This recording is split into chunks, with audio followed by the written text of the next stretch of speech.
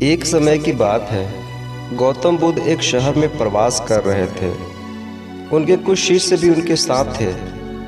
उनके शिष्य एक दिन शहर में घूमने निकले तो उस शहर के लोगों ने उन्हें बहुत बुरा भला कहा।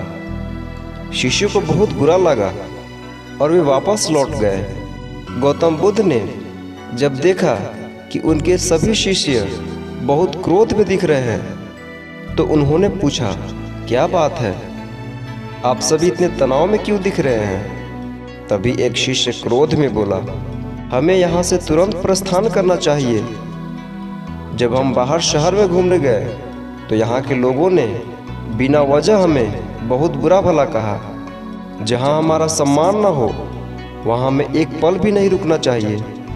यहाँ के लोग सिर्फ दुर्व्यवहार के सिवा कुछ जानते ही नहीं हैं। गौतम बुद्ध ने मुस्कुरा कर कहा, क्या किसी और जगह पर तुम सद्व्यवहार की अपेक्षा रखते हो?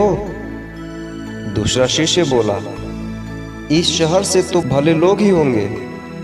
तब गौतम बुद्ध बोले, किसी जगह को सिर्फ इसलिए छोड़ देना गलत होगा कि वहाँ के लोग दुर्व्यवहार करते हैं। हम तो संत हैं, हमें तो कुछ ऐसा करना चाहिए कि जिस स्थान पर भी जाए उस स्थान को तब तक ना छोड़े जब तक अपनी अच्छाइयों से वहाँ के लोगों को सुधार ना दे। हम जिस भी स्थान पर जाएं, वहाँ के लोगों का कुछ न कुछ भला करके ही वापस लौटे।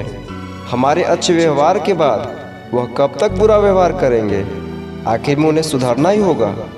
वास्तविकता में संतों का कार्य तो ऐसे लोगों को सुधारना ही होता है।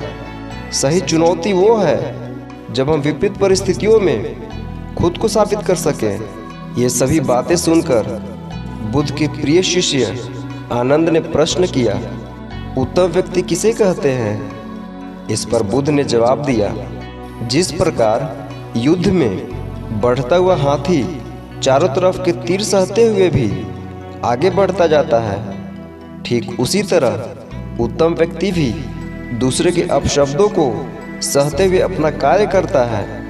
खुद को वश में करने वाले प्राणी से उत्तम कोई और नहीं हो सकता। गौतम बुद्ध की बात शिष्यों को अच्छी तरह से समझ में आ गई और उन्होंने वहां से जाने का इरादा त्याग दिया। मैं आशा करता हूँ यह कहानी आपको ज़रूर अच्छी लगी होगी। इसी तरह के और कहानी पाने के लिए मेरे इस चैनल को ज़रूर सब्सक्राइब कीजिए। धन्यवाद।